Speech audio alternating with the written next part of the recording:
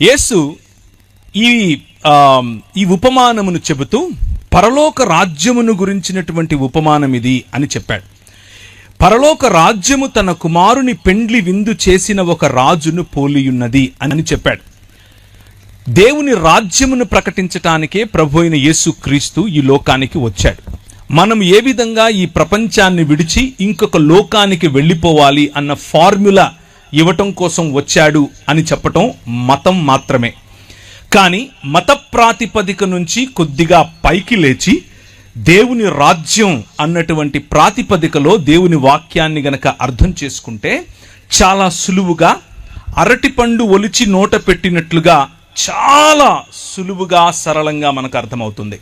దేవుని వాక్యాన్ని దానికి ఉన్నటువంటి సందర్భం, దానికి ఉన్నటువంటి ప్రాధాన్యత, ఏ విషయములను వాక్యం ఎన్నుకొని చెప్పదలుచుకుందో ఆ విషయములను అధ్యయనం చేయటం ద్వారా మనం దేవుని హృదయానికి దగ్గరగా, ఆయన చెప్పాలనుకున్నటువంటి సందేశాన్ని దగ్గరగా అర్థం చేసుకునేందుకు అవకాశం ఉంటుంది. అలా కాకుండా 2000 సంవత్సరాల క్రితం చెప్పబడినటువంటి మాటలకు 2000 సంవత్సరాల తర్వాత మన మనసులో వచ్చే ప్రశ్నలను వాటిపై కృమ్మరించి దాని నుంచి ఏదో సంపాదించాలి అని ప్రయత్నం చేయటం వల్ల మతం కడతాం. అదే ప్రపంచ క్రైస్తవ సముదాయంలో అనేక శాఖలుగా, భిన్న భిన్న సమయాల్లో భిన్న భిన్న శాఖలుగా విడిపోయినటువంటి క్రైస్తవానికి ఉన్నటువంటి ఒక ఐడెంటిటీ.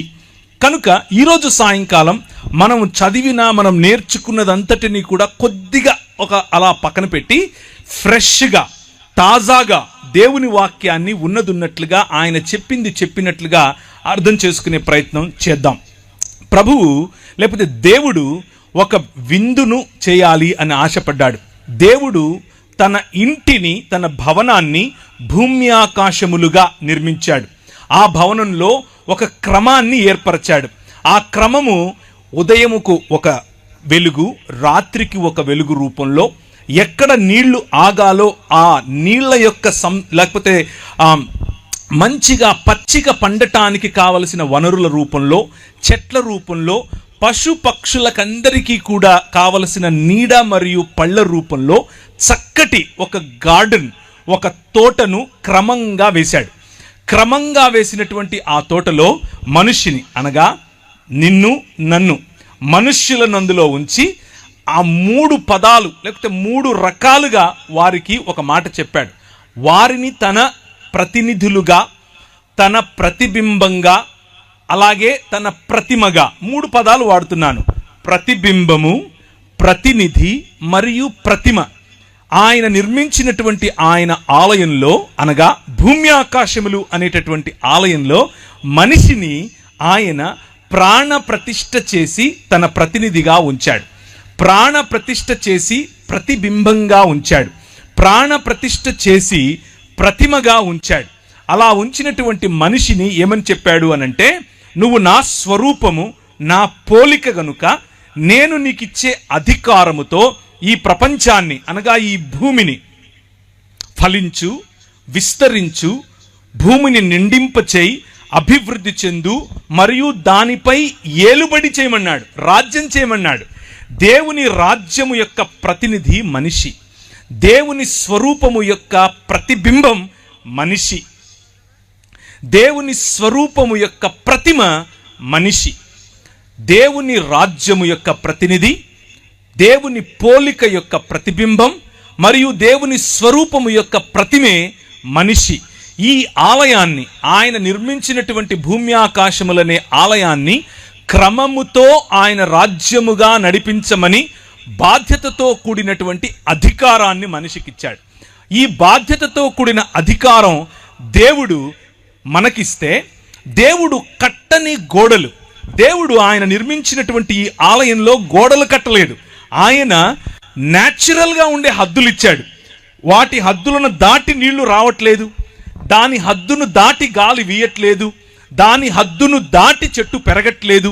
లాస్ ఆఫ్ నేచర్, లేకపోతే ఈ స్వాభావికంగా ఉండేటటువంటి కొన్ని హద్దులను ఈ ప్రపంచానికి ఏర్పరిచి దాని ద్వారా సురక్షితమైనటువంటి జీవన విధానాన్ని మనుషులకు ఇచ్చాడు. ఆ సురక్షితమైన జీవన విధానంలో అన్ని సుభిక్షంగా ఉన్నాయి. మనం చేయవలసిందల్లా ఏమిటి అనంటే, దేవుడు మనిషి వైపుకు చూసినప్పుడు ఆయన యొక్క సామ్రాజ్యం, ఆయన యొక్క రాజ్యంలో ఉన్న సుభిక్షత కనిపించేలా బ్రతకాలి. ఈ సృష్టి మనిషిని చూసినప్పుడు దేవుని గుణలక్షణాలు కనిపించాలి. ఇది మనిషికి ఇచ్చినటువంటి పని. అందుకనే మనలను అనగా మనుష్యులను రాజులైన యాజకులు అని పిలిచాడు. రాజులు ఏలతారు, యాజకులు స్తుతి స్తోత్రములను ఆయనకు అందజేస్తారు. సృష్టిలో ఉన్న యావత్ స్తోత్రమును ఆరాధనను తీసుకుని దేవుని వద్దకు పంపించటం యాజకుల పని. అదే మనిషి చెయ్యాలి. అలాగే సృష్టి యావత్తు సజావుగా నడుస్తోంది అన్నటువంటి రాచరికం మనిషి చేయాలి. అదే దేవుడు మనిషి చూసినప్పుడు మనిషిలో కనిపించాలి. ఇది దేవుడు మనిషికి ఇచ్చినటువంటి ఆయన రాజ్యభారం, ఆయన భుజములకు, మన భుజములకు ఇచ్చినటువంటి ఆయన పౌరసత్వం, ఆయన రాజ్యములో ఉన్న పౌరసత్వం. అయితే మనిషి దేవుణ్ణి తిరస్కరించాడు. మైకుల ద్వారా వింటున్నవారు, ఈ ప్రాంగణంలో చూస్తున్నవారు, వింటున్నవారు, అలాగే ఈ లైవ్ ద్వారా వింటున్నవారు, ఈ నెరేటివ్ లేకపోతే బైబిల్ చెప్పేటటువంటి మానవ జీవన కథనాన్ని, మానవ మనుగడకు సంబంధించినటువంటి చరిత్రను ఒక్కసారి గమనించండి. నేను చెప్పే వర్షన్ను కూడా. ఇది మీకు బహుశా మీరు విన్నదే అయి ఉండొచ్చు, లేక ఒక కొత్త కోణం అయి ఉండొచ్చు. ఏది ఏమైనా మీకు ఉపయోగపడుతుందేమో. ఒక్క 5 నిమిషాలు ఇటువైపు చూడండి. దేవుడు ఏర్పరిచినటువంటి ఈ రాజ్యంలో మనిషిని దేవుడు నువ్వు ఏలమని చెబితే, మనిషి అంధకార సంబంధమైన దురాత్మ సమూహములుగా ఉన్నటువంటి ఈ లోక మర్యాదకు తలవంచాడు. ఈ లోక మర్యాదకు తలవంచటం కారణం చేత నువ్వు కాదు రాజువు, ఐ యామ్ ద కింగ్ అన్నాడు. నేనే రాజునవుతాను అన్నాడు. ఆయన ఏకఛత్రాధిపతిగా ఉంటూ నిన్ను సామంతరాజుగా ఏలమంటే, కాదు కాదు నేను సామంతుణ్ణి కాదు, ఐ వాంట్ దట్ సీట్ అన్నాం. నాకు నువ్వు కూర్చున్న సింహాసనం కావాలి అనగా దేవునికి సమానత్వాన్ని మనం కోరుకున్నాం. అలా కోరుకున్న మరుక్షణం అటు పూర్తిగా మనిషిగా బ్రతకలేకపోయాం, ఇటు దేవుడు కాలేకపోయాం. అదే ఈరోజు మనిషి ఉన్నటువంటి స్థితి. ఆ స్థితినే పతన స్థితి అని పిలుస్తారు. దీనినే మూల పాపము అని కూడా పిలుస్తారు. బైబిల్ గ్రంథంలో దీన్నే ఒరిజినల్ సిన్ అని అన్నాం, మూల పాపము. ఈ పాపము కారణంగా ఈ లోకంలోనికి గచ్చ పొదలను ఆహ్వానించాం. ఈ పాపము కారణంగా ఈ లోకములోనికి బాధను ఆహ్వానించాం. ఈ దేవుణ్ణి తృణీకరించటం కారణంగా ఈ లోకంలోనికి మనిషికి మధ్య ఉన్న సంబంధాలలో మనం చేదును ఆహ్వానించాం. దేవునితో సంబంధాన్ని కోల్పోయిన కారణం చేత జంతువులు మన మీద తిరగబడ్డాయి, సృష్టి మన మీద తిరగబడింది, గాలి మన మీద తిరగబడింది, నీరు మన మీద తిరగబడింది, భూమి మన మీద తిరగబడింది. మనము అధికారం చేయాల్సినటువంటి ఈ ప్రపంచం మనపై అధికారం చేయటం మొదలుపెట్టింది. కారణం ఏమిటి అనంటే, అంధకార సంబంధమైన దురాత్మ సమూహములకు మనము కొమ్ము కాసేట్లుగా నిర్ణయం తీసుకున్నాం. ప్రభు అన్నాడు, రాజ్యము నాది. మనం అన్నాం, కాదు, నీది కాదు, రాజ్యం నాది అని అన్నాం. దాని పర్యవసానం మనుష్యుల మధ్యలో మనిషికి పొసగకపోవటం. అత్తకు కోడలకు పడదు, అమ్మకు కూతురుకు పడదు, నాన్నకు టీనేజ్ బాయ్కి పడదు. మనం ఏదో ఒక విధంగా సాటి మనిషిని, మన పొరుగువాడిని, మన ఇంట్లో ఉన్న మన బయట ఉన్న, మన సమాజానికి చెందిన మన సమాజానికి చెందకపోయినా ఏదో ఒక రకంగా పొరుగువాడిని మనం దూరం పెట్టడమే నేర్చుకున్నాం. Man rejected the order. దేవుడు ఏర్పరిచినటువంటి క్రమాన్ని విస్మరించినటువంటి, క్రమాన్ని వ్యతిరేకించినటువంటి మనిషి క్రమం కోల్పోయిన కారణం చేత అక్రమస్తుడయ్యాడు. అక్రమములో బ్రతకటం నేర్చుకున్నాడు. దాని కారణంగానే సోదరుణ్ణి చంపాడు. దాని కారణంగానే పొరుగువాడి భార్యను తెచ్చుకున్నాడు. ఇలా జరుగుతూ ఉన్న క్రమంలో మనిషి సాటి మనిషి నుంచి రక్షణ కోసం, సాటి జంతువు నుంచి రక్షణ కోసం, ఈ సృష్టి నుంచి రక్షణ కోసం గోడలు కట్టుకోవటం మొదలుపెట్టాడు. దాన్నే పట్టణములు అంటారు, నగరాలు అని అంటారు.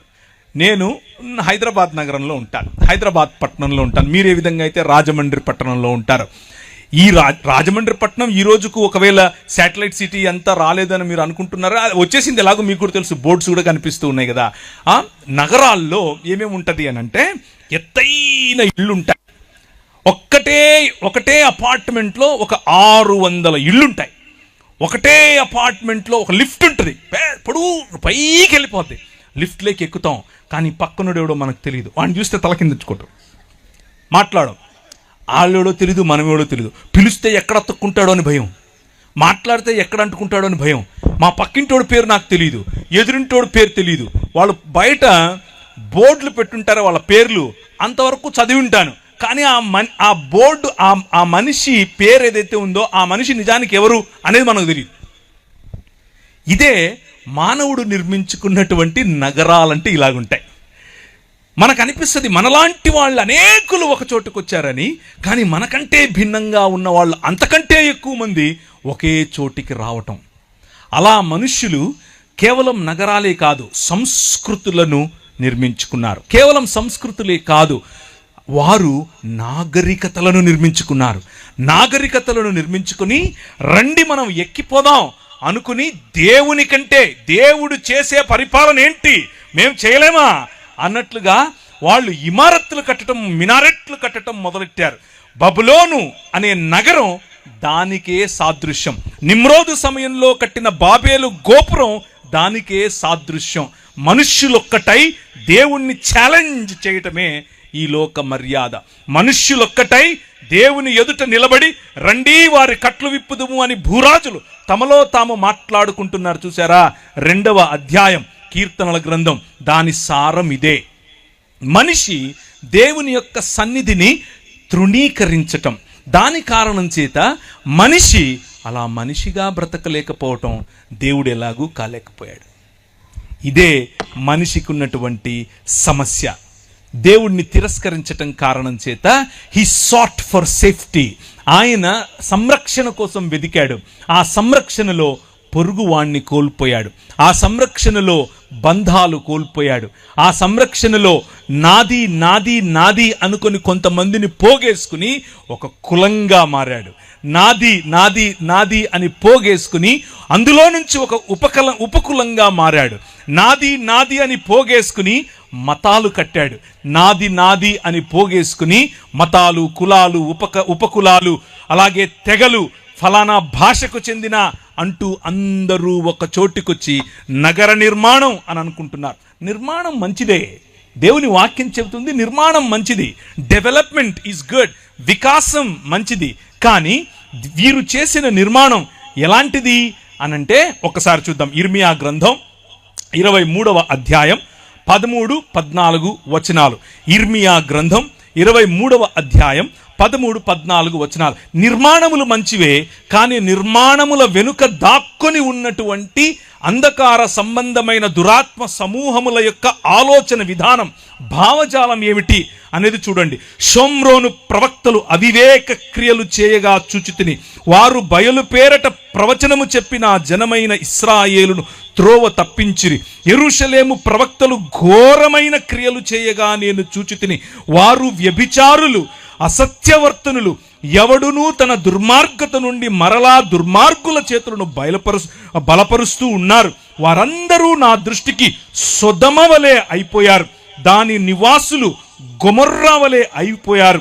కాబట్టి సైన్యములకు అధిపతియగు యెహోవా ఈ ప్రవక్తలను గూర్చి సెలవిచ్చున్నదేమనగా, యెరూషలేము ప్రవక్తల అపవిత్రత దేశమంతటా వ్యాపించెను. కాబట్టి తినుటకు మాచిపత్రియు, త్రాగుటకు చేదు నీళ్లు వారికి నేను ఇస్తాను. ఈ నగరముల వెనుక, ఈ నిర్మాణముల వెనుక, ఈ సొదొమ వెనుక, ఈ గొమొర్రా వెనుక ప్రయాణం చేసే వారిని పరిపాలించే వారిని ఈ మార్గముల గుండా తీసుకుని వెళ్ళే భావజాలం ఒకటి ఉంది. ఆ భావజాలం ఏమిటి? యెహెజ్కేలు గ్రంథం 14వ అధ్యాయం 49, 50 వచనాలు. నీ చెల్లెళ్ళైన సొదొమ చేసిన దోషమేదనగా, చాలా మంది ఈ అబ్రహాము సమయంలో, అబ్రహాము ఒక సామాన్యమైనటువంటి ఊరు అనే పెద్ద పట్టణంలో ఉండేవాడు. ఊరు అనేది ఆ రోజుల్లో చిన్న ఊరు కాదు, ఒక పట్టణం. ఆ పట్టణం మెసొపొటేమియా ప్రాంతానికి కేంద్రం. మెసొపొటేమియా అనేది ఆ రోజుల్లో ఈరోజు అమెరికా ఎలాంటిదో అలాంటిది. ఆ రోజుల్లో ఊరు అనంటే ఈరోజు అమెరికాలో ఉన్న వాషింగ్టన్ లాంటిది, లేకపోతే న్యూయార్క్ లాంటిది, లేకపోతే లాస్ ఏంజలస్ లాంటిది. అలాంటి దేశంలో, అలాంటి పట్టణంలో ఉన్నటువంటి అబ్రహామును దేవుడు అన్నాడు, come out of it, I am the king అని పిలిచాడు. నువ్వు ఏదైతే చూస్తున్నావో ఈ మనుషులు నిర్మించుకున్నటువంటి ఈ నాగరికత అది కాదు. నేను నీ ద్వారా ఒక రాజ్యం కడతాను, నీ ద్వారా ఈ ప్రపంచాన్ని ఆశీర్వదిస్తాను, కమ్ అని పిలిస్తే ఆయన అన్నాడు సరే వచ్చేస్తానని చెప్పి మొత్తం ఆయన బయలుదేరి వచ్చేసాడు. ఆయన వచ్చేస్తూ ఉంటే ఆయనతో పాటు ఇంకొక ఆయన వచ్చాడు. ఆయన పేరేంటి? లోతు మరియు అబ్రహాము కలిసి ప్రయాణం చేస్తున్నారు. వారు దేవుని కొరకు, దేవుని పిలుపు మేరకు వారి సొంత స్వజాతిని విడిచారు, వారి సొంత ఇళ్లను విడిచారు, వారి సంస్కృతిని విడిచారు. దేవుడు వారి నగరాన్ని విడిచారు, వారి నిర్మాణాలను విడిచారు. ఇప్పుడు దేవుడు కట్టబోయేటటువంటి ఒక రాజ్యంలోనికి మేము ప్రవేశించబోతున్నాం. దేవుడు మా ద్వారా ఒక రాజ్య నిర్మాణం చేస్తాడట. కోల్పోయినటువంటి క్రమాన్ని ఈ ప్రపంచంలోనికి మళ్ళా తీసుకొస్తాడట అని వచ్చినటువంటి ఈ అబ్రహాము మరియు లోతుల మధ్య ఒక చిన్న, వారిద్దరి మధ్య కాకపోయినా వాళ్ళ మధ్యలో ఒక చిన్న దాన్ని ఏమంటారు, అసఖ్యత మొదలైంది. కారణం ఏమిటి? మనం ఆల్రెడీ చూసాం. మనిషి దేవుణ్ణి తృణీకరించాడు కాబట్టి మనిషి ఓర్వలేడు, మనిషిని మనిషి సహించలేడు, మనిషితో మనిషి కలిసి ఉండలేని పరిస్థితి. నాది అని కట్టుకునే భావజాలం ఒకటి ఉంది. ఆ భావజాలం లోతు మరియు ఆయన ప్రజల పైన పనిచేసింది. లోతుకు ఆయన సాదరంగా ఆహ్వానమిచ్చి నీకేది కనిపిస్తే అది తీసుకున్నా అన్నాడు. ఆయనకు పచ్చటి పచ్చిక కనిపించింది, నాకు ఇది కావాలన్నాడు. తీసుకో, టేక్ ఇట్, తీసుకో అన్నాడు. ఆయన వెళ్ళిపోయి పచ్చటి పచ్చికలో ఉన్నాడు. ఈయనేమో పచ్చిక లేని చోట ఈయన ఉన్నాడు. ఈయన ఉన్న చోట ఆయన అనుకున్నాడు పచ్చదనంలో ఆశీర్వాదం ఉంది. ఈయన అనుకున్నాడు నేనెక్కడ కాలు పెడితే అక్కడ ఆశీర్వాదం, నేను దేన్ని పడితే అది ఆశీర్వాదం. ఎందుకంటే నా వెనుక ఆశీర్వాదం కాదు, ఆశీర్వాదములను ఇచ్చేవాడు ఉన్నాడు అని నమ్మాడు. అందుకనే అబ్రహాము నీతిమంతుడని తీర్చబడ్డాడు. ఎందుకంటే అబ్రహాము విశ్వాసించాడు కాబట్టి విశ్వాసము ఆయనకు నీతిగా తీర్చబడింది. ఆయన చూస్తున్నాడు. అయితే అలా పచ్చిక కోసం వెళ్ళినటువంటి ఈ లోతు మరియు ఆయన కుటుంబము ఒక భయంకరమైనటువంటి స్థితిలో మారిపోయింది. ఆ భయంకరమైనటువంటి స్థితిలో ఇప్పుడు ఆ నగరం ఉంది. ఏ నగరంలోనికైతే ఈయన దాని హంగుభంగులను చూసి, దాని ఆకర్షణను చూసి, దాని ఎత్తైన గోడలను చూసి, దానికి ఉన్నటువంటి సంరక్షణ అనేటటువంటి ద్వారములను చూసి, గవినులను చూసి ఆకర్షితుడై, ఇక్కడ మనకు మూన్ లైట్ డిన్నర్ ఉంటుంది, ఇక్కడ మనకు దాన్ని ఏమంటారు కంట్రీ చికెన్ దొరుకుతుంది, ఇక్కడ మనకు ఆర్గానిక్ ఫుడ్ దొరుకుతుంది అని ఏ నగరం వైపుకైతే పరిగెట్టాడో ఆ నగరం ఇప్పుడు ఏమైందంటే ఆ నగరం ఈయనను చంపాలని చూస్తోంది. ఆ నగరం మొత్తాన్ని నాశనం చేయటానికి, ఆ నగరంలో పనిచేస్తున్నటువంటి భావజాలాన్ని రూపుమాపటానికి ప్రభువు దాని వైపుకు దానికి సమయం ఇచ్చాడు. ఇంకా మారు మనసు నిర్మాణం. కానీ ఏమా నిర్మాణం? సొదమ, నీ చెల్లెలైన సొదమ చేసిన దోషం. ఎందుకని ఆయన ఆ నగరాన్ని నిర్మూలన చేయాలనుకున్నాడు? వారి దోషం ఏమిటి అని అంటే దాని కుమార్తెలకు కలిగిన గర్వం, దాని కుమార్తెలకు కలిగిన గర్వం, ఆహార సమృద్ధి, నిర్విచారమైన సుఖస్థితి అనేదే 3 విషయాలు. చాలా సరళమైంది బైబిల్. మనం ఏదో దీన్ని ఓవర్ స్పిరిచువలైజ్ చేయాల్సిన అవసరం ఏమీ లేదు. మనిషికి ఎప్పుడైతే ధనం చేరుతుందో, గర్వం, దీన్నే సొయ్యం అని కూడా అంటారు, సొయ్యం పడుతుందో, బాగా కొవ్వు పడుతుందో, అప్పుడు ఆహార సమృద్ధిని చూసి నా దగ్గర చాలా ఆహారం ఉంది అని చెప్పి గర్వపడతాడు. నా దగ్గర సుఖస్థితి ఉంది అని గర్వపడతాడు. ఇవన్నీ కూడా నగరాల్లో కనిపిస్తాయి. ఆహార సమృద్ధి, ఎక్కడ చూసినా ఆహార సమృద్ధి. ఒకరోజు కరోనా వచ్చింది. కరోనా వస్తే ఒక ఆయన దాన్ని ఏమంటారు, మనకు వాట్సాప్లలో చాలామందికి ఇప్పుడు లాక్డౌన్ పెడుతున్నారంట, ఇక మీకు భోజనాలు ఉండవు, ముందే పోయి కొనుక్కోండి అంటే, నేను నా పిల్లలు నా పిల్లలు భోజనం చేయాలి అని చెప్పి కారు వేసుకుని బయలుదేరి వెళ్ళిపోయాను. దగ్గరలో ఒక సూపర్ మార్కెట్ ఉంది, కనిపించినట్టు కొనేస్తున్నాను. కార్డు గోకేసి ₹1,00,000 పైన కొన్నాను. అంతా కారంతా నింపుకున్నాను. ప్రభు నాతో మాట్లాడు, ఒరే ఆహార సమృద్ధిని నమ్ముకుంటావా అన్నాడు.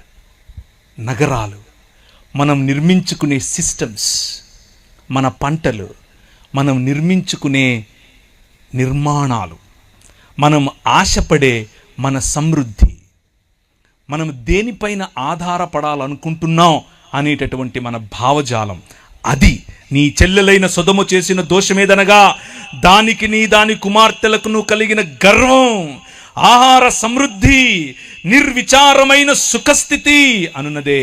అది దీనులకును దరిద్రులకును సహాయము చేయకుండెను. వారు అహంకరించి దాని దృష్టికి హేయక్రియలు చేసిరి గనుక నేను దానిని చూచి వారిని వెళ్ళగొట్టి తినే. దేవుడు సొదొమ గొమొర్రాలను నాశనం చేసింది దేనికి అని అంటే అలా అనుకుంటాం, అలా మనకు చదివితే అనిపిస్తుంది కూడా. ఏమనంటే ఈ దానిని నాశనం చేయటానికి వీరు వచ్చారు, ఎవరు? దేవదూతలు. అప్పుడు గ్యాంగ్ రేప్ చేయాలి అని అందరూ కలిసి ఆ దేవదూతల మీద పడ్డారు. కాబట్టి గ్యాంగ్ రేప్ దేవుడు ఒప్పుకోడు. కాబట్టి వాళ్ళను ఫైర్ అండ్ బ్రిమ్స్టోన్ అనగా అగ్నిమగరి గంధకములను వారిపై కుమ్మరించాడు అని మనం అనుకుంటాం. అది ఆ కథనంలో ఉంది. కానీ ప్రవక్త యెహెజ్కేలు దాని వెనుకున్నటువంటి ప్రధాన ఉద్దేశం చెప్తున్నాడు. వారు దేవదూతల మీద పడకముందే, పురుషగాములుగా మారకముందే, స్త్రీలు స్త్రీగాములుగా మారకముందే, పశు సంభోగులుగా మారకముందే, వారికున్న మోరల్ స్టాండర్డ్ పడిపోకముందే వారి మనసులోకి వచ్చినటువంటి మూల పాపం, వారి మనసులోకి వచ్చినటువంటి నిజమైన పాపం ఏమిటో తెలుసా? గర్వం. వారి మనసులోకి వచ్చినటువంటి నిజమైన పాపం ఏమిటో తెలుసా?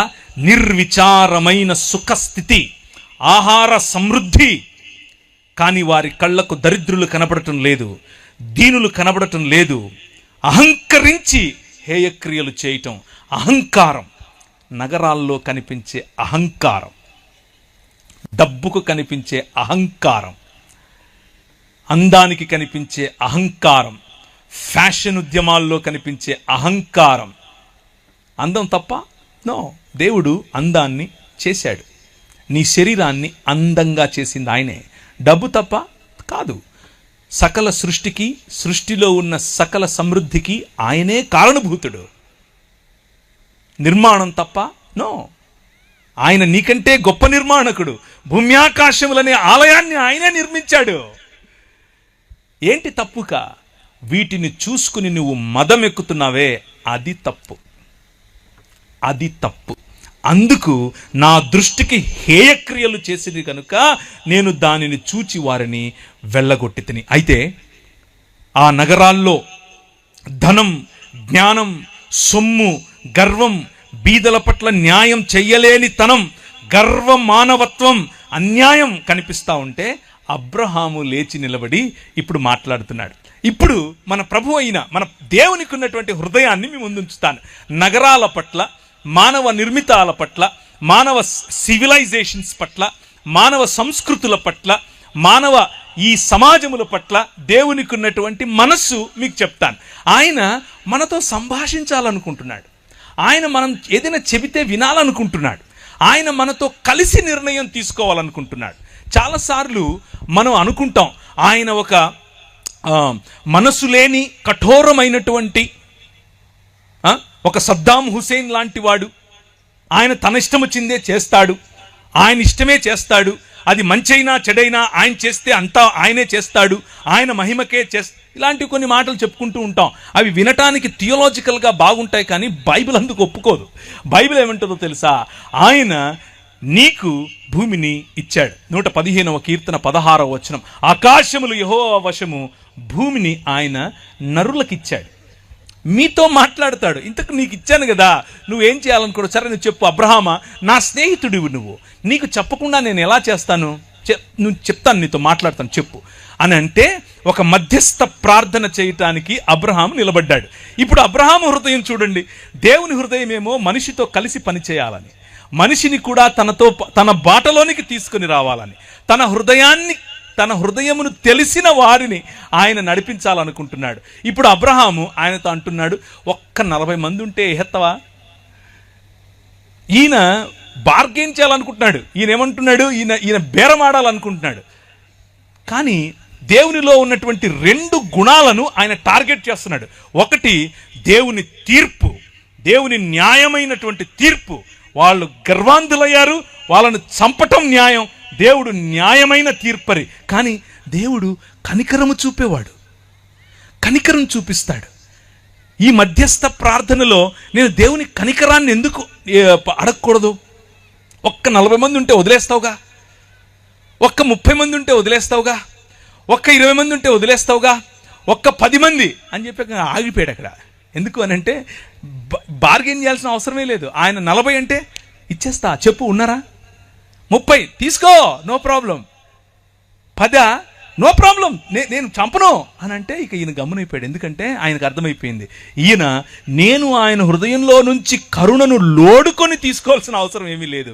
ఆయన కరుణామయుడు. చేతులెత్తి హల్లెలూయా చెప్పండి. మన ప్రభువు మన నగరాలను, మన ప్రభువు మన సంస్కృతిని, మన ప్రభువు ఈ మానవ సమాజాలను ప్రేమిస్తున్నాడు. అయితే ఎలా చూసి ప్రేమించాలనుకుంటున్నాడంటే, కనీసం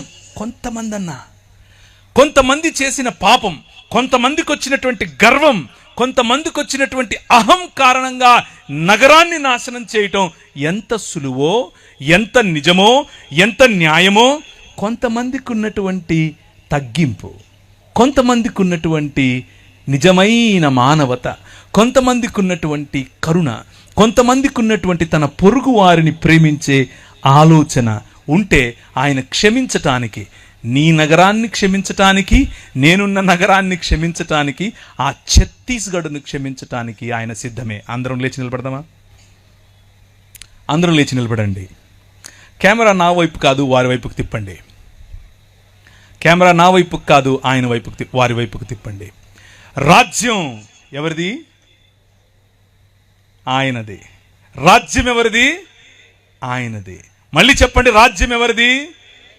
గట్టిగా చెప్పండి, రాజ్యం ఎవరిది? రాజ్యం ఛత్తీస్గఢ్లో ఎవరిది? నాకు వినపడలేదు. ఛత్తీస్గఢ్లో రాజ్యం ఎవరిది? యెహోవాయే రాజు. He is the king. గట్టిగా చెప్పండి, ఆయనే రాజు. నీ చెల్లెళ్ళైన సొదమ చేసిన దోషమేదనగా, దానికి దాని కుమార్తెలకు కలిగిన గర్వమును, ఆహార సమృద్ధి. నీ దగ్గర పంటలు ఎక్కువ పండుతున్నాయి అనుకుంటున్నావా? నువ్వు ఏ రాజ్యం అయితే నాకేంటి, నువ్వు ఏ రాజైతే నాకేంటి, నువ్వు ఏ నగరం అయితే నాకేంటి, ఏ రాష్ట్రం అయితే నాకేంటి, అది ఛత్తీస్గఢ్ అయినా, ఆంధ్రప్రదేశ్ అయినా, తెలంగాణ అయినా, భారతదేశమైనా, అమెరికా అయినా సరే, ఏమైతే ఆహార సమృద్ధి, గర్వం, నిర్విచారమైన సుఖస్థితి అనేది గనక నీ తలకెక్కుంటే, ప్రభు అంటున్నాడు, నా దృష్టికి హేయ క్రియలు చేశావు కాబట్టి నిన్ను వెళ్ళగొడతాను. పరలోక ప్రార్థన చెప్తారా?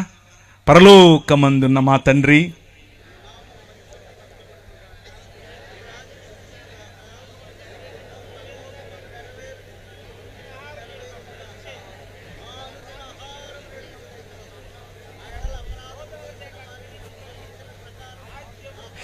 రాజ్యము, శక్తి, మహిమ నీదే.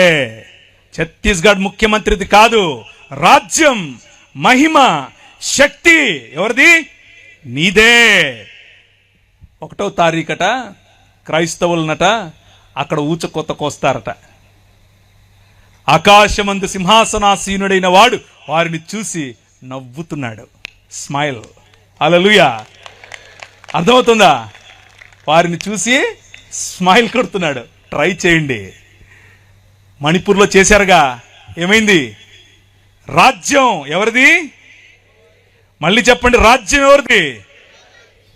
దయచేసి కూర్చోండి. ఇదే మధ్యస్థ ప్రార్థన ఆ రోజు అబ్రహాము చేశాడు. రాజ్యం నీది, ఆ నగరం నీది, ఆ నగరంపై రాజు నువ్వు. ఆ నగరంలో ఉన్న వాళ్ళని ఎలా చంపేస్తావు? చంపవు. వారి పట్ల మంచి హృదయం నీకుంటది. ప్రభువు వారితో మాట్లాడి నగరాల పట్ల ఆయనకున్నటువంటి నగరాల పట్ల మనం చేయాల్సిన మధ్యస్థను మనకు నేర్పిస్తూ వారిరువురు అక్కడి నుంచి వెళ్ళిపోయారు. ఈరోజు రాత్రి ఊరికే పడుకోవద్దు. ఈరోజు రాత్రి ఈ విషయం తెలిసిన నువ్వు ఛత్తీస్గఢ్లో 1వ తారీఖునట 1000 మంది క్రైస్తవులను చంపితే గనక చంపాలి అని పిలుపునిచ్చారు ఒక ధర్మగురువు. ధర్మప్రభువులు చంపడమే తెలుసు. ఈ రాజు, నీ రాజు, ఈ రాజుకు చంపటం కాదు, కమ్ రా అని మరణాన్ని ఆలింగనం చేసుకోవటం నేర్పించాడు. హల్లెలూయా. ఏం ఆలింగనం చేసుకోవటం నేర్పించాడు?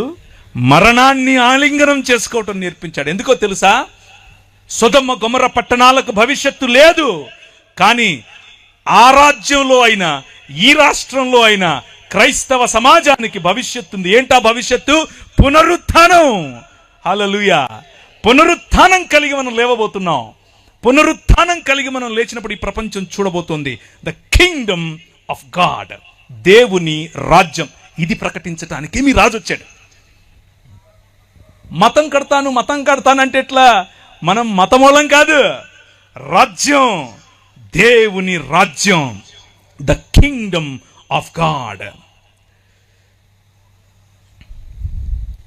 ఒక శ్లోకం చదువుతాను, వినండి.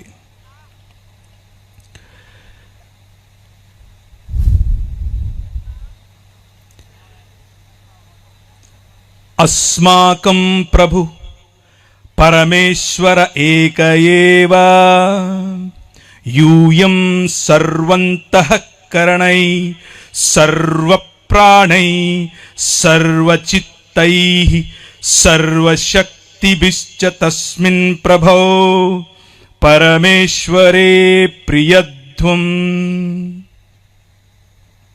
ఈ శ్లోకానికి అర్థం ఏమిటంటే, నేను మార్కు సువార్త చదివాను, టెన్షన్ పడకండి.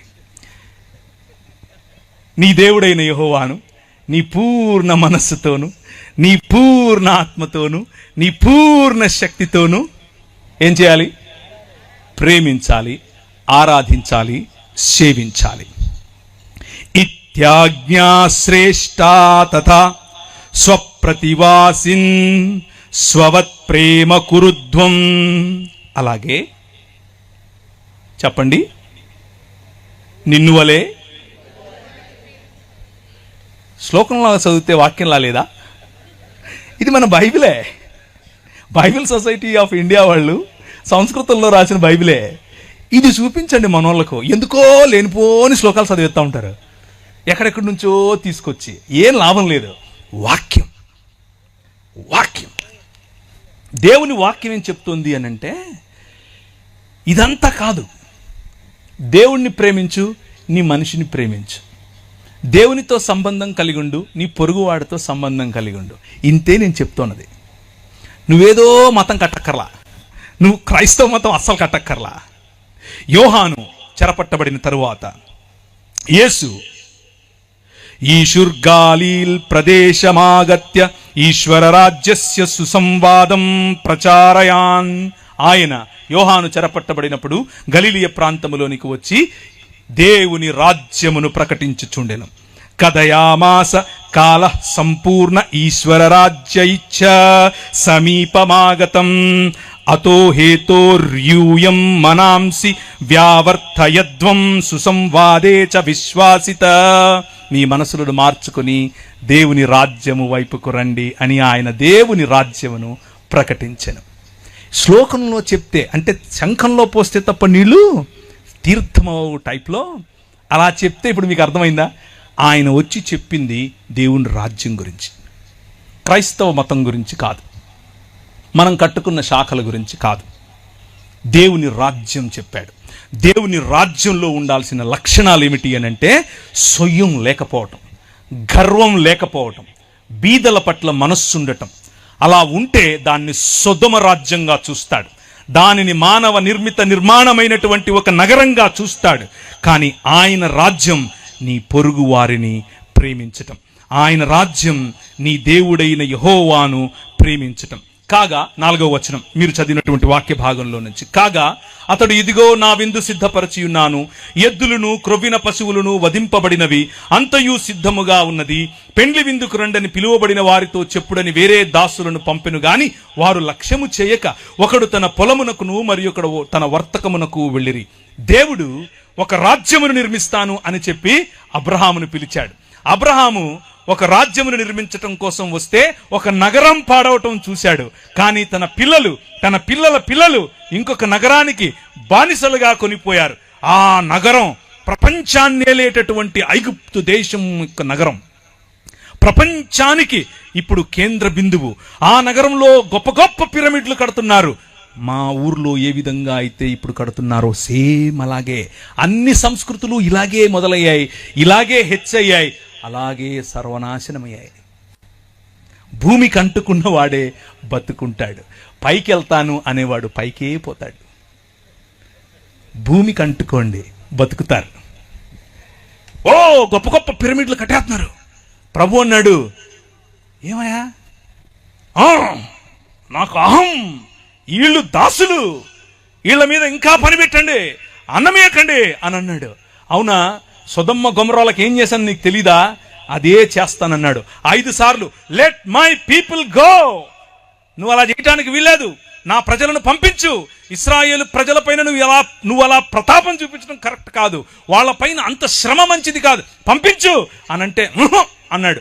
5వ సారి తర్వాత నేను పంపిస్తాను బాబోయ్ అంటే కూడా నీ హృదయాన్ని నువ్వు చూస్తావు. ఇప్పుడు నీ కొమ్ములు ఎలా ఇరుగుతాయో నువ్వు చూస్తావు, నీ నోటి పళ్ళు ఎలా రాలుతాయో నువ్వు చూస్తావు. నువ్వు నీ కళ్ళ ముందు నా పసిబిడ్డను, నేను కన్న నా కుమారుణ్ణి, నా జ్యేష్ఠపుత్రుని నేను తీసుకెళ్ళిపోతా, గద్దరెక్కల మీద మోసుకుని తీసుకెళ్ళిపోతా. ఇందులో దేవుని గుణలక్షణం మీకేం కనిపిస్తుందో? మీరు మీ ఇంట్లో పనిచేసే వ్యక్తి పైన ప్రతాపం చూపిస్తే దేవుడు తన బిడ్డను ఎలా తనేమంటారు గద్దరెక్కల మీద మోసుకుని వెళ్ళాలో మోసుకెళ్తాడు. మీ జీవితం ఫరోలాగా కుప్ప కూలుతుంది. మీ పొలంలో పనిచేసేవాడి మీద మీరు చూపించే ఈ దాన్ని ఏమంటారు మేకపోతు గాంభీర్యం మీ బతుకును నాశనం చేస్తుంది.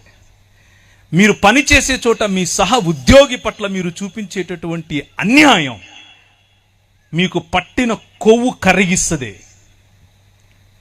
మీ సహ దైవ దాసుల పట్ల మీకు లేని గౌరవం, మీ సంఘంలో మీరు దేవుడు మిమ్మల్ని నాయకులుగా చేశాడు కనుక, పాస్టర్లుగా చేశాడు, ఏమనుకోకుండా అన్న, నెక్స్ట్ టైం పిలవకపోయినా పనులా చెప్పేదే. మీరు పాస్టర్లు అయినంత మాత్రాన సమాజంలో ఉన్న వారిని, సంఘంలోకి వచ్చే వారిని, వారి మీద అజమాయిషీ చేస్తే ఫరోకు పట్టిన గతే. ఎందుకంటే మన దేవుడు, ఆయన హృదయం ఎక్కడ నలిగిపోయే ప్రజలుంటారో, ఎక్కడ అదిమి వేయబడిన ప్రజలుంటారో, ఎవరి పైనైతే మీరు ఇంకా ఎక్కువ భారం పెడతారో అక్కడికి గద్ద తన పిల్లలను తన్నుకొని పోయినట్లు వచ్చి తన్నుకుపోతాడు. మన మూతి పళ్ళు రాలుతాయి, మన కొమ్ములు ఇరుస్తాయి. 10 రకాలైన దేవీ దేవతలను చూసుకుని నువ్వు ఎచ్చుకుపోతున్నావు కదా, నీ ఎచ్చులు ఎలా ఇంచాలో నాకు తెలుసు అని చెప్పి 10 రకాలైనటువంటి తెగుళ్ల ద్వారా వాడి నోరు మూశాడు. రాజ్య నిర్మాణం రా బయటికి అని అన్నాడు. ఎడారి గుండా తీసుకెళ్లి సముద్రాన్ని దాటించి 40 సంవత్సరాలు వారి కొవ్వు, వారి మదం ఇరిచి అణిచి ఒక రాజ్యం కట్టాడు. నేనే నీకు కింగ్ అని చెబితే వాళ్ళు అన్నారు, వద్దులయ్యా మాకు నువ్వు కనపడటం లేదు కానీ మాకు ఇంకొక రాజు కావాలి, నువ్వు కనపడతలేవు అన్నారు. ఏంటి మీకు ఇంకో రాజు కావాలా? అదే ఇక్కడ చెప్తున్నాడు యేసు ప్రభు ఈ ఉపమానంలో. కాగా అతడు ఇదిగో నా విందు సిద్ధపరిచి ఉన్నాను, ఎద్దులను క్రొవ్విన పశువులను వధింపబడినవి అంతయు సిద్ధముగా ఉన్నది, పెండ్లి విందుకు రండని పిలిచాడు. ఎవరిని పిలిచాడు? మొదట ఇశ్రాయేలును. అయితే వారితో చెప్పుడని వేరే దాసులను పంపెను గాని వారు లక్ష్యము చేయక ఒకడు తన పొలమునకు మరి ఒకడు తన వర్తకమునకు ఎవడి పట్ల వాడు దేవుణ్ణి తిరస్కరించి వారి పనులకు వెళ్ళిపోయారు. ప్రభు అన్నాడు, తక్కిన వారు అనగా ఎవరైతే ఈ పనులు ఈ వర్తకాలు కాకుండా మతం పట్టారో, సంఖలో బైబిల్ ఎట్టేసుకుని ఓ నేను లేవీయుణ్ణి, ఓ నేను యాజకుణ్ణి అని వీళ్ళేం చేశారు? పంపినటువంటి దాసులను మొదట మోషే తరువాత అహరోను, ఆ తరువాత ఆయన పిల్లలు, యాజకులు మొదలైన వారు ప్రవక్తల రూపంలో వచ్చి చెప్పినటువంటి మాట, అన్యాయం వద్దు, అన్యాయం వద్దు. ఏం తీసుకొచ్చి నేను యెహోవాను దర్శించాలి, నేను ఏం తీసుకొచ్చి యెహోవాను దర్శించాలి? ఆ బయలేమో మా పంటలు అడుగుతున్నాడు, మేము పంటలు తీసుకొచ్చి ఇవ్వాలనా? ఆ కియ్యు దేవతేమో తైలం అడుగుతోంది, వేలాది నదులంతా విస్తార తైలం ఇచ్చేయాలనా? ఆ నక్షత్ర దేవతేమో మొలెకు దేవుడేమో మా కొడుకులను అడుగుతున్నాడు, నా గర్భఫలమైన జ్యేష్ఠపుత్రుడిని నీకు ఇచ్చేయాలనా? అరే, మళ్ళీ మతం కట్టేశారు. నేను పెండ్లికి రండిరా బాబు, వచ్చి కూర్చొని భోంచేయండిరా అంటే ఏం చేస్తున్నారు? తక్కిన వారు అతని దాసులను పట్టుకొని అవమానపరిచి చంపిరి. దేవుని రాజ్యమును గురించి చెప్తున్నటువంటి ఉపమానం ఇది.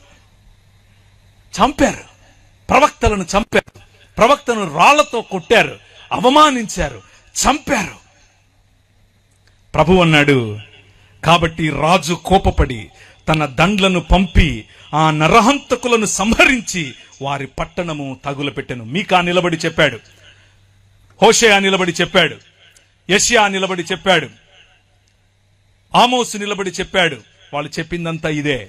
రేయ్, మీ మధ్య న్యాయం లేదు. నేనేమడిగాను? మూడే అడిగాను.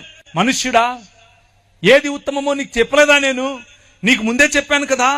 న్యాయమును జరిగించుటయు, కనికరమును ప్రేమించుటయు, చెప్పండి, దీన మనసు కలిగి యెహోవా ఎదుట ప్రవర్తించు. ఇంతే కదా. నువ్వు మనిషివి కాబాబు అంటున్నా నేను. అంతే, నువ్వు మనిషివి, మనిషి అవ్వు. ధనం చూపించి సొయ్యం చూపించుకో, నీ దగ్గరున్న ఆస్తి చూపించి ఎచ్చుకుపోకు, నీ దగ్గరున్న అందం, కులం, ధనం, సంపాదన వగైరా వగైరా వగైరా, నీ నిర్మాణం, మీ ఇల్లు, ఇవి చూపించి హెచ్చులకెళ్ళకు. మూడే అడుగుతున్నా. న్యాయం జరిగించు, కనికరాన్ని ప్రేమించు, దీన మనస్సు కలిగి యెహోవా ఎదుట బ్రతుకు. అదే మనుష్యుడంటే. ఇదే క్రైస్తవం. మనం లేదు లేదు మతం కావాలి మాకు, వేలాది నదులంతా. ఎందుకు? నేను అడిగానా? నా కొడుకునిచ్చేస్తాను. ఎవడు? ఎందుకు? నేను అడిగానా? అది ఎవడు మొలక అడుగుతాడు, నేను కాదు. నా పంటలు ఇచ్చేస్తాను దేవా, ఎవరు అడుగుతారు?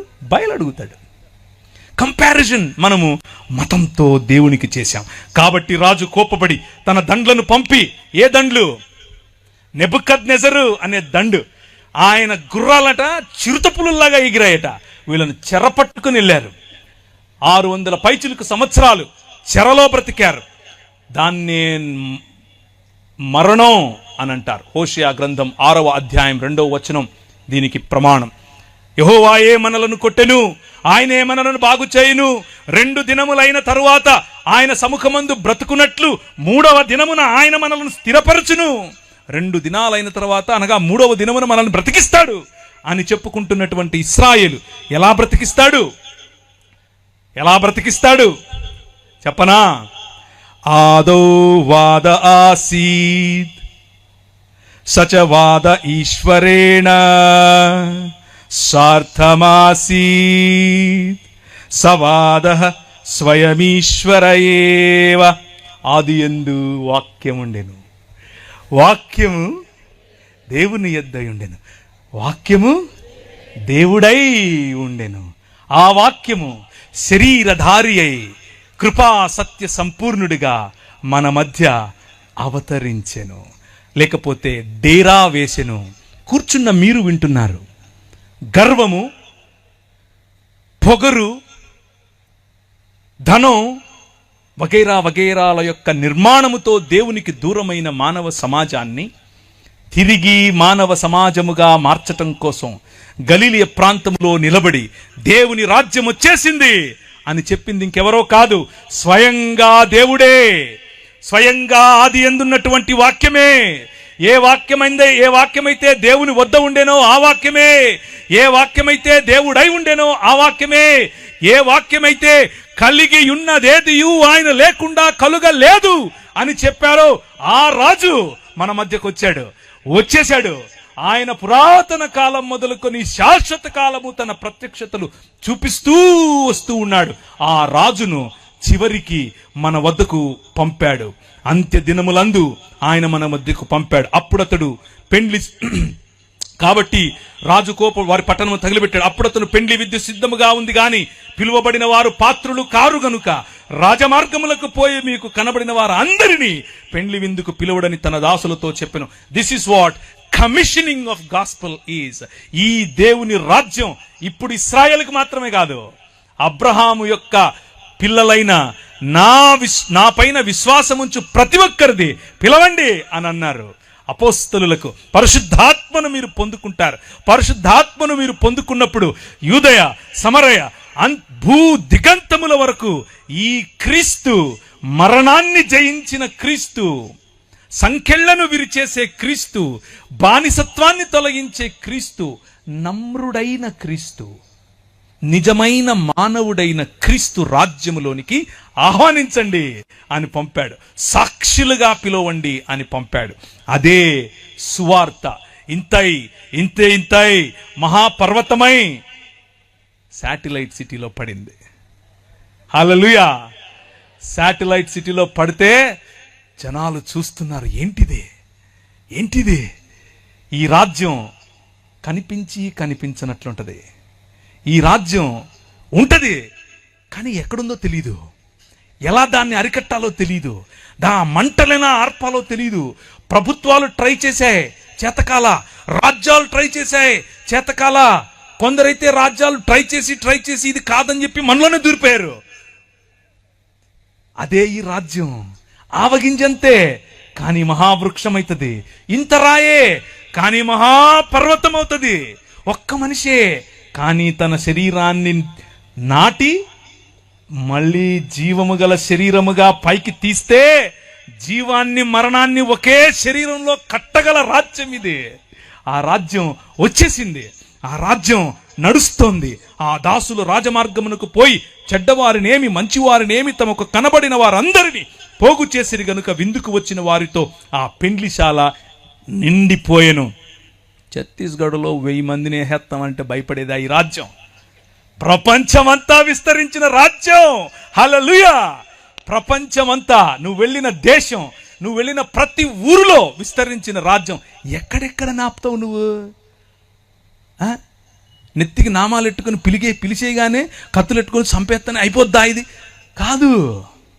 ఇలా మీరు ఎప్పుడో చేస్తారని ఎప్పుడో చెప్పాడు మన ప్రభు. ఎప్పుడో 2000 సంవత్సరాల క్రితమే చెప్పాడు. కానీ భయం కాదు. మరణాన్ని కౌగిలించుకునే సమాజం క్రైస్తవ సమాజం. క్రైస్తవ సమాజం వైలెన్స్కు వెళ్ళే సమాజం కాదు. వీటన్నిటిని చూపించి మీ పిల్లలకి నేర్పించాల్సింది ఏంటో తెలుసా?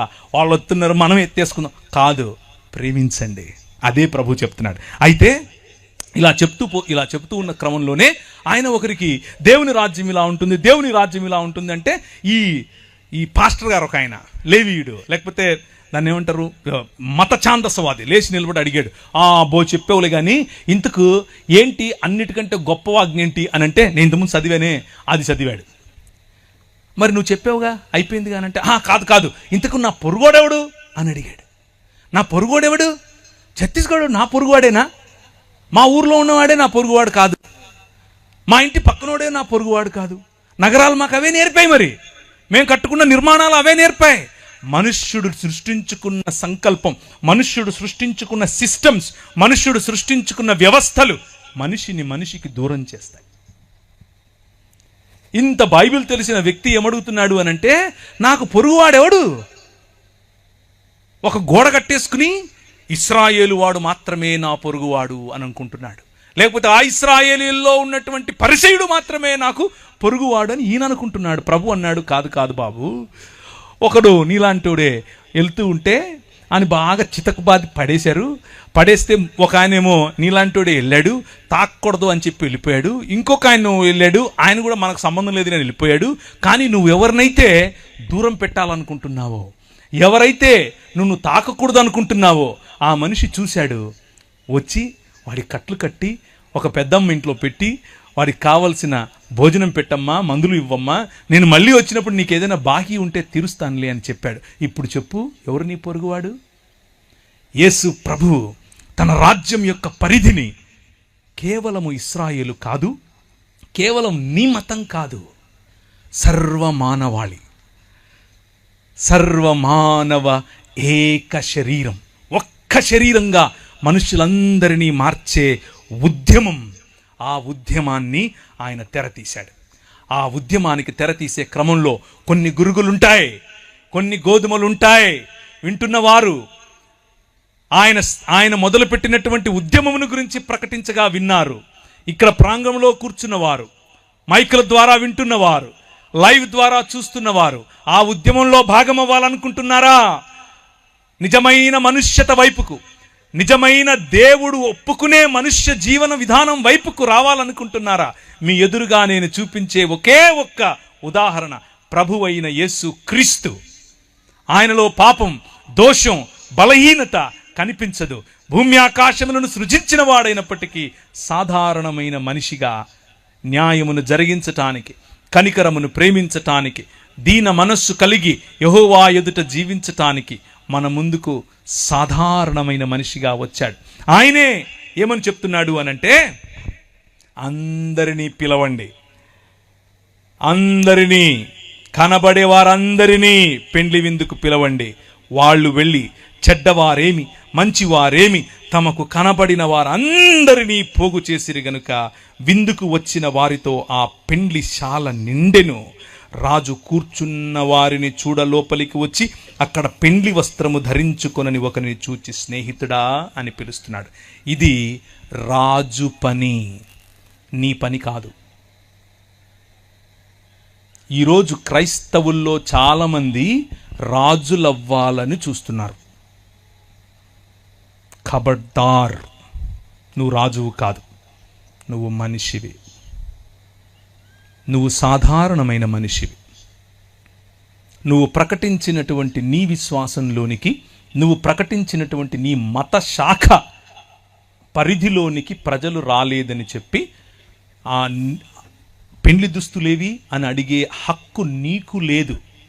నువ్వు పిలవాలి, అందరినీ పిలవాలి, నీ నగరం కోసం పిలవాలి, మధ్యస్థగా నిలబడి పిలవాలి, నీ శాటిలైట్ సిటీని పిలవాలి, రాజమండ్రిని పిలవాలి, హైదరాబాద్ను పిలవాలి, జంగారెడ్డిగూడెంను పిలవాలి, విశాఖపట్నంను పిలవాలి, అన్ని నగరాలను పిలవాలి. పిలవడమే నీ పని.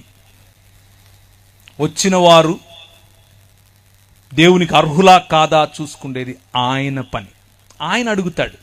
ఆయన వాళ్ళనే కాదు, నిన్ను కూడా అడుగుతాడు. ఏమేసుకున్నావు నువ్వు అని. ఓ అందరినీ పిలిచావు, మరి నీ వస్త్రాలేవి అని కూడా అడుగుతాడు. ఈ ఒక్క మాటను వినండి, నేను ముగిస్తాను. ఏ ఒక్కడూ లేడు, ఏ ఒక్కడూ లేడు.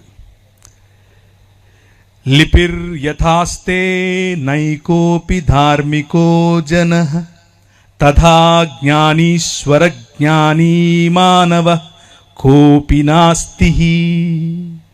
విమార్గగామినః సర్వే సర్వే దుష్కర్మకారిణః ఏకో జనోపినో తేషాం సాధుకర్మ కరోతి చ.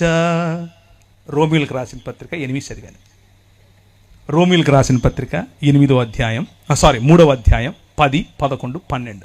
ఏ ఒక్కడు లేడు, నీతిమంతుడు ఒక్కడు లేడు, నువ్వు కూడా కాదు. నీ నీతి నీ స్టాండర్డ్స్కు సరిపోతుంది, అక్కడ పెట్టుకో. ప్రతి ఒక్కడిని వెళ్ళి ఆడి నీతి మార్చడం కోసం నువ్వు గొప్ప అని వారు తక్కువ అని చూపించే ప్రయత్నం చేయకు. అది మతం. రాజ్యం ఏం చెప్తుందో తెలుసా? కలుపు, పిలువు, స్త్రీల కోసం నిలబడు, పిల్లల కోసం నిలబడు, బలహీనుల కోసం నిలబడు, బడుగు బలహీన వర్గాల కోసం నిలబడు. మతం కోసం కాదు. నీ ప్రజలను కట్టు, అందరినీ పిలువు. వాడి దగ్గర వస్త్రం ఉందా లేదా, వస్త్రం ఇవ్వడం కోసం ప్రయత్నం చేయి వీలైతే. పెద్దన్న వ్యవహారం వద్దు, తండ్రి వ్యవహారం. ఈ రాత్రి సువార్త చెప్పేవారికి రాజ్య సువార్త ఎలాగూ చెప్పాం. మనలో మనం నేర్చుకోవాల్సినటువంటి రాజ్య సువార్తకు సంబంధించిన విలువలు సాటి మనిషిని, సాటి విశ్వాసి అని మాత్రమే కాదు, సాటి మనిషిని గౌరవించటం, సాటి మనిషిని ప్రేమించటం. ఇదే దేవుని రాజ్యం. ఈ దేవుని రాజ్య స్థాపనలో మనందరము ఐక్యపడాలి, మనందరం కలిసికట్టుగా పనిచేయాలి. ప్రేమతో ఈ రాజ్యాన్ని కట్టాలి. ఎందుకు అనంటే రాజ్యం నీది. తర్వాత రాజ్యము ఇప్పుడేగా చెప్పారు. ఎందుకనగా రాజ్యం